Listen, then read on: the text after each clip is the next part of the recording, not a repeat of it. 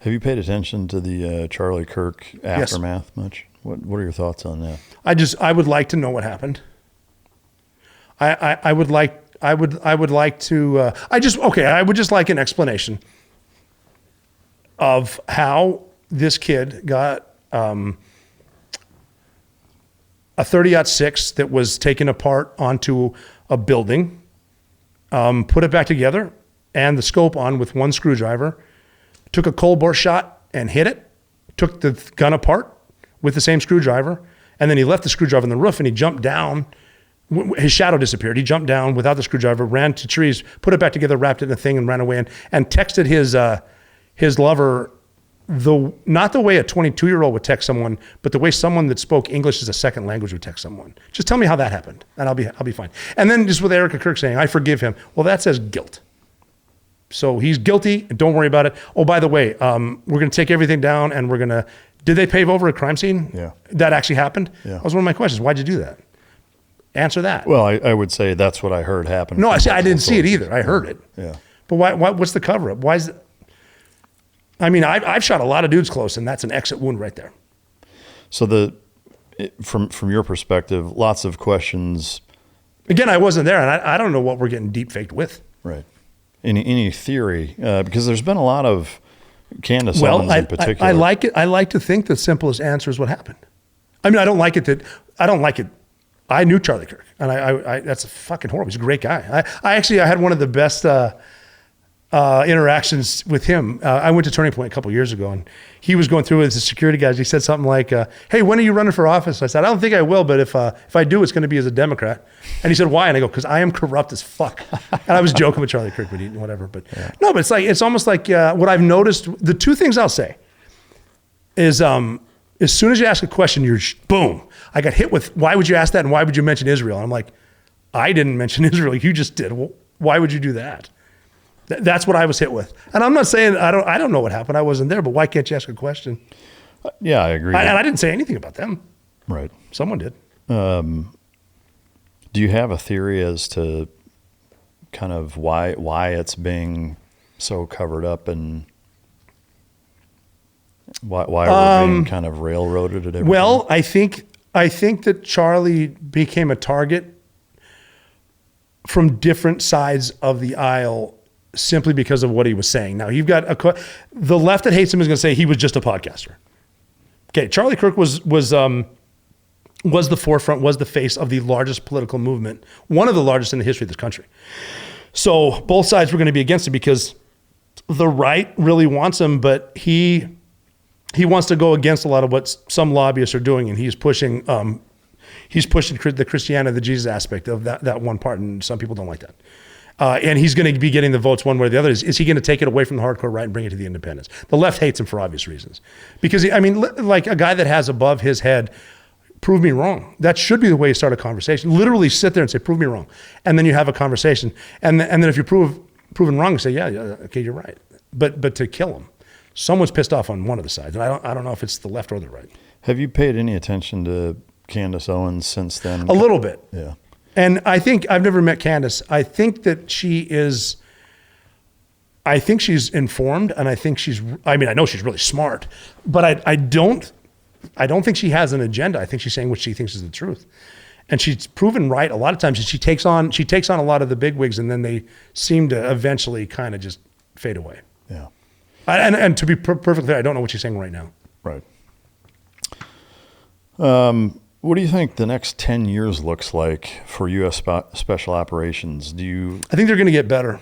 You do? Yeah, I think just what I saw with SEAL training, I went through BUDS in 1996, and it started at boot camp, and you're in regular boot camp, and then you go to BUDS, you don't know what's what, and then you get your ass handed to you, you make it or you don't. But now they're good at the pipeline now. They're good at, I think the one, starting in boot camp, you're going to be a SEAL. I kind of like the pipeline. I don't like the idea of telling someone they're special before they are, or actually ever telling someone they're special, would be fair.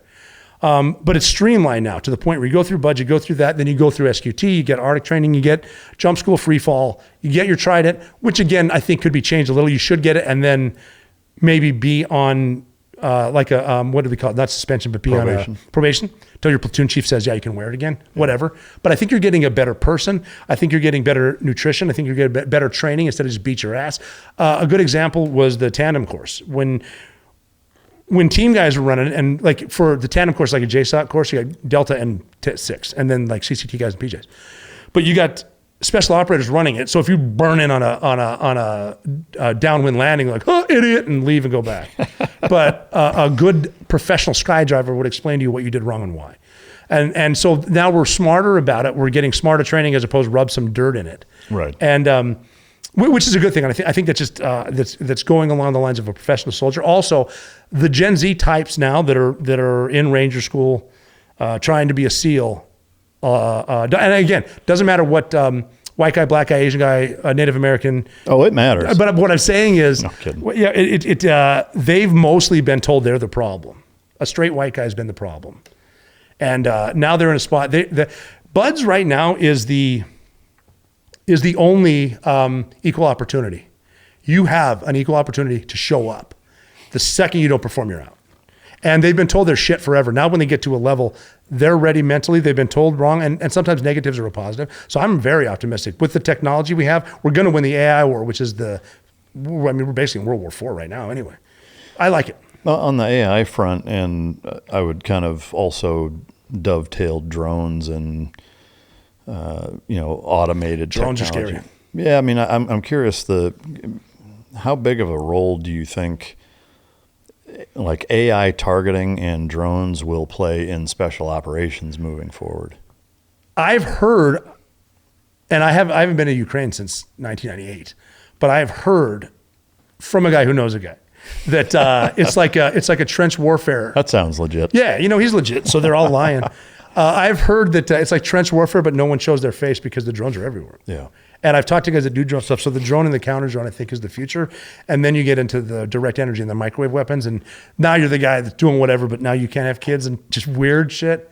Do you see it turning into almost a Terminator 2 scenario? Yeah, I think what I would recommend is make sure you know how to use a map and compass. Make sure you can start a fire and get water. Have weapons to defend your family. Know your neighbors. So like even my neighbors in New York, it was funny. I was talking to them because they don't, they believe in the federal government is always going to take care of them. And I told them about emergency food and radio, stuff like that, and have guns in your house. And they said, well, what are you going to do if you run out of food and there's a problem? I said, well, I'm going to come eat yours. And they said, well, what if you finish my food? I said, I'm going to eat you. And I said, you're not getting the point is don't be the only entity with weapons. And that includes the government. Second Amendment is a good thing, New Yorkers.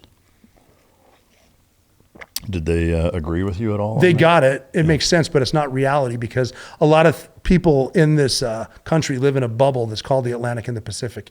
And that's the same people that say, yeah, bring big groups of these people from this country and put them in one spot in Minnesota. I'm sure they'll assimilate. Yeah, I mean, because when I think Minnesota in the winter, I think East Africa. that seems legit. Mm-hmm. The thing that I'm the most curious about from an AI specific to targeting standpoint to understand your position or ask you about is, in an instance where, let's say... Oh, I thought you mean like the robots and shit. Well, no, I do. I mean, to me, there's almost a thought process or a notion in my head that it's like you don't even really need to have humanoid-like robots. Yeah. Like, what would be the point? Like, you could do everything with small drones and aerial, technology. Like, you wouldn't need foot soldiers to do that, or it wouldn't make sense, in my opinion. I don't think so either. It's like there's nothing that, droves or waves of humanoid like robots, the infantry stuff, yeah, right? Like that you couldn't accomplish faster and more efficiently and deadlier with a fleet or a wave of aerial drones doing the same thing. Well, yeah, I mean, look at Venezuela. Just turn them off. Yeah. I mean, that's what I've been saying too before Venezuela was like, it will come to a point where we just turn them off. Right. But the question I have for you is from an AI targeting standpoint is that obviously there are algorithms that are built that, like let's say a Reaper overhead of a SEAL platoon inserting into a target, and this drone completely automated recognizes, identifies that there's an ambush about to take place. From your perspective, let's say you're a ground commander, would you give autonomous capability to target human beings without a real live human No. being in between it? No. No. No, because I think then you're getting down to the algorithm, who wrote the algorithm and what was going on at his house at the time. What's his issue with whomever is in office? What is her problem with the dude that just dumped her? Why is she pissed off at that country? When you're going to deal with the human element always. And it'll be from this level of AI is now being replaced with this level, but it was written by this guy. So this AI is pissed and it doesn't like this. So starts giving him bad information just based on jealousy that's written in ones and zeros. So the question that I'm curious about, or that I guess I would say I'm the most concerned about, is that we have kind of this moral obligation, I think, as a society, generally speaking, to not allow that to happen, to say, hey, I want at least one single point of failure. China does not. No.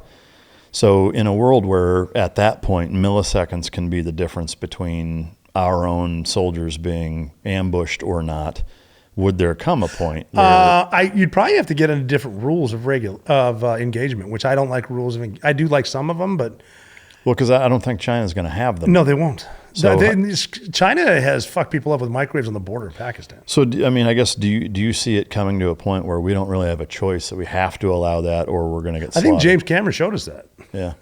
I don't know. I mean, it's a what if. I mean, it's coming. Look at everything we use now that's AI. Like even trying to figure out how to change your password on something, you start talking to your phone. And they've changed AI to, like, if I did, it was bullshitting with it the other day. I said, like, the F word. It's like, wow, it's a little early to be swearing, right? It's like, huh? I forgot that you were still on. It's just listening to you. So it's pretty creepy. I wait till the dorks start getting girlfriends. No, for sure. Yeah, the AI girls, they're not fucking going anywhere. Yeah. Like how many of these young women are making $20 million a month by showing their butthole to a camera? Yeah, they're out there. The sickest thing you could think of, someone's into it, and that's gonna go to the battlefield.